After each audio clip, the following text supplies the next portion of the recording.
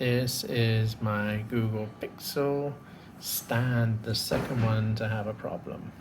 So let me plug it in, right? No physical damage anywhere, maybe a hair on the bottom. Let me plug it into my Google charger. It came with the device and it comes on and the light is on, but nothing is connected. Okay. Here is a second Google Pixel device. So let's get that in focus. Right, I'm gonna unplug this one here and move this one in. Right. Again, this one was the RMA'd.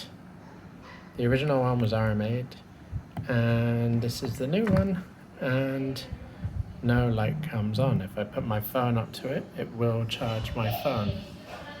Everything is still the same. Let me repeat that. Okay, and plug this one in. Okay, comes on, orange light of doom.